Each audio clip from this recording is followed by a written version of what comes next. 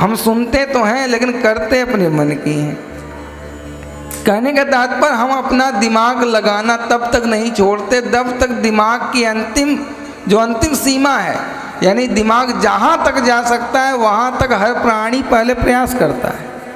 जो उसके पास बुद्धि है, विवेक है, नाते हैं, रिश्तेदार हैं, समाज है, पूरा जब महाराज अंत हो जाता है दिमाग का, तब क्या कहता है, हे भगवान अब आप जानो।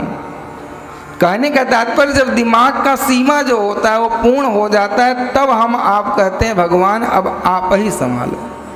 जब डॉक्टर साहब भी कहते हैं कि भगवान ही संभाल सकते हैं, तब हमारी बुद्धि खुलती है कि हे भगवान अब आप ही संभालो, तब भगवान याद आते हैं हमें। उसके पहले अपनी बुद्धि याद आती है। ऐसा करते वहाँ हॉस्पिटल चलते हैं, वहाँ से वहाँ चल देते हैं, फिर अमेरिका चलते हैं। और जब अमेरिका के बाद भी महाराज आता है परिणाम क्या कि भैया देखो अब कुछ कर सकता है तो केवल गॉड यानी भगवान।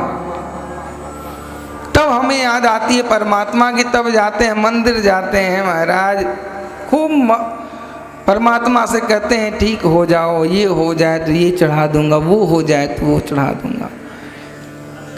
कहने का तात्पर्य परमात्मा की कृपा देखो प्राप्त करना तो हर किसी के बस की बात बड़े आसानी से है। कहने का तात्पर्य इस बात को हमें ध्यान देना है, जब परमपिता परमेश्वर के पास हमें आना ही है, अंत में बहुत विशेष बात है। अंततोगत्वा हमें परमात्मा के दरवाजे पर आना ही पड़ेगा, कोई और मार्ग नहीं है। तो महाराज अंत में हम क्यों जाएं? जब हमारा सब कुछ चला जाए उसके बाद परमात्मा के पास पहुँचें, ऐसा कार्य क्यों करें? कहने का तात्पर्य जिस जगह हमें अंत में जाना है वहाँ पहले ही पहुँच जाए महाराज, तो अंत आने का हमारे जीवन में कोई औचित्य नहीं बचेगा। कहने का तात्पर्य अंत में इनके पास आना है तो पहले ही जाके बैठ जाओ, सर लटका लो, महाराज मेरे बस की बात नहीं, आप जानो आपका काम जाने।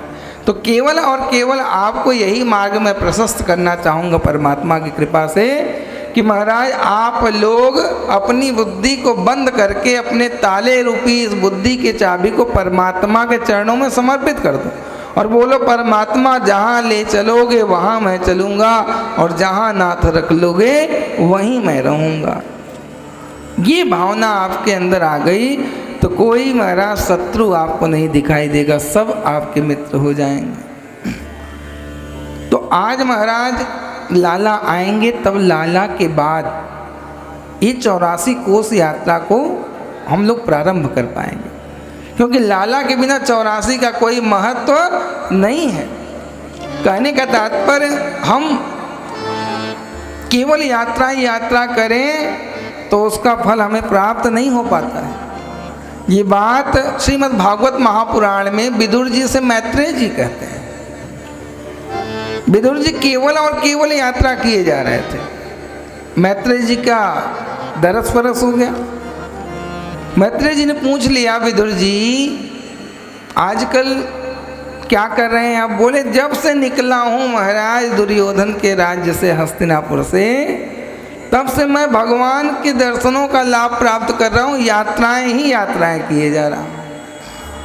मैत्रेय जी ने देखा महाराज ये बहुत बड़ा भक्त है, यात्रा तो कर रहा है लेकिन यात्रा पूर्ण इसकी नहीं हो पा रही है, इसे उचित मार्ग देना चाहिए। तो मैत्रेय जी ने कहा देखो विदुर जी, यात्रा के साथ साथ अगर सत्संग होगा तब तो आपकी यात्रा पूरी होगी, अगर यात्रा केवल करोगे तो यात्रा पूरी नहीं होगी, तो आपके मेहनत का पूर्ण फल आपको मिलने वाला नहीं है। तो बोले क्या किया जाए? बोले सत्संग किया जाए। तो कहने का तात्पर्य दोनों लोग बैठ करके परमात्मा के नाम का सत्संग करने लग गए। अब देखो सत्संग महाराज दो प्रकार का होता है, एक भौतिक सत्संग होता है और एक आध्यात्मिक सत्संग होता है। यानी जहाँ 2 से 3 हो गए वो सत्संग माना जाता है। अब कुछ लोग घर के बाहर बैठ के 3 लोग अगर हो गए तो घर अगर गांव परिवार की चर्चा कर रहे हैं तो वो क्या हो गया? भौतिक सत्संग हो गया। यद्यपि वो सत्संग है लेकिन कौन सा सत्संग है? भौतिक सत्संग है। लेकिन यात्रा में किस सत्संग की आवश्यकता है? आध्यात्मिक बोलते जाया करो, थोड़ा सा हमें भी लगेगा कि आप लोग सुन रहे हो। यात्रा में भौतिक सत्संग की आवश्यकता नहीं है, यात्रा में आपको आध्यात्मिक सत्संग की आवश्यकता है। ये भी विषय हमारे आपके लिए है। जितने नियम बताए जा रहे हैं केवल हमारे और आपके लिए, यानी हमारे ऊपर भी वो लागू हो रहे हैं और आपके ऊपर भी लागू हो रहे हैं।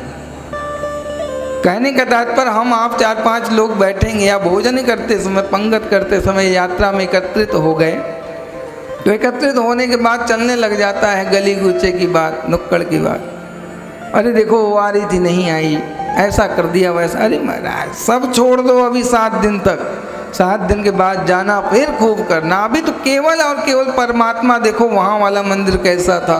अरे भगवान ने यहाँ ऐसी लीला है कि केवल और केवल परमात्मा के लीला का दर्शन करके अपने आँखों में चित्त मन वाणी सब पे केवल और केवल परमात्मा की चर्चा करने लग जाओ। यानी आध्यात्मिक सत्संग को छोड़ के 7 दिन तो अगर कोई करता भी है घर बार की चिंता, कह दो महाराज थोड़ा सा ध्यान हम लोगों का दे दो, अगर कुछ भी करना है तो बाहर जा करो, हम लोगों के मन और विचार वाणी को नहीं बिगाड़े। बोले बांके बिहारी लाल जय, राधा रमण लाल जय।